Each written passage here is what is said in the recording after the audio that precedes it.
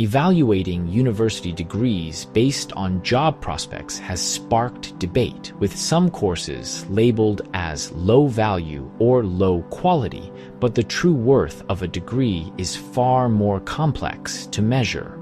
Closing such courses could have unintended consequences, particularly for social mobility.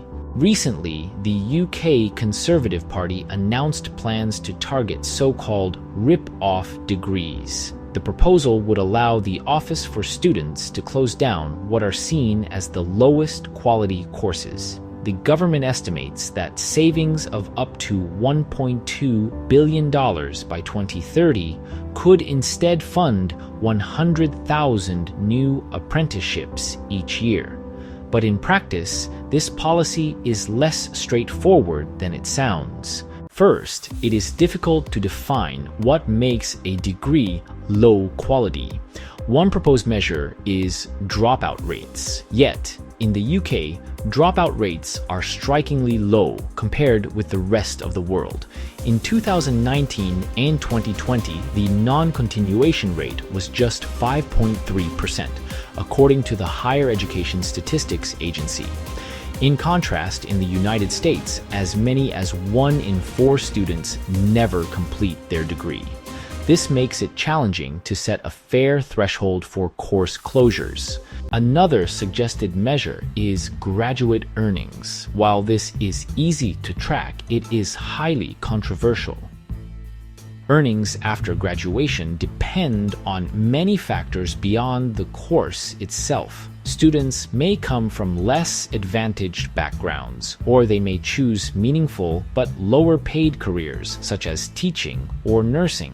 Geography also matters. Graduates who live in areas with high unemployment often earn less, regardless of the degree they studied. Even though some evidence shows links between course quality and earnings, these studies struggle to fully account for unobservable differences like personal motivation. This raises doubts about using graduate income as a reliable measure of course value. Another issue is whether closing certain degrees would really free up funding for apprenticeships. While the government does subsidize higher education through unpaid student loans and teaching income, cutting places on some courses doesn't guarantee that young people will switch to apprenticeships. In fact, most would likely choose other degrees, meaning the costs remain. The potential impact on social mobility is also significant.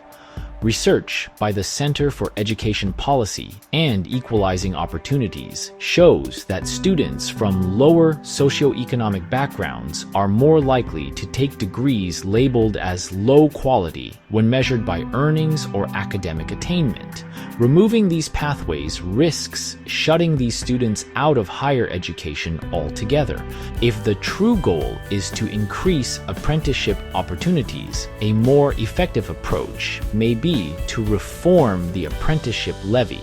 At present, many employers use the levy to fund training for existing staff rather than offering new opportunities to young people leaving education. By ring-fencing part of the levy for school leavers, policymakers could create genuine routes into work without undermining access to higher education.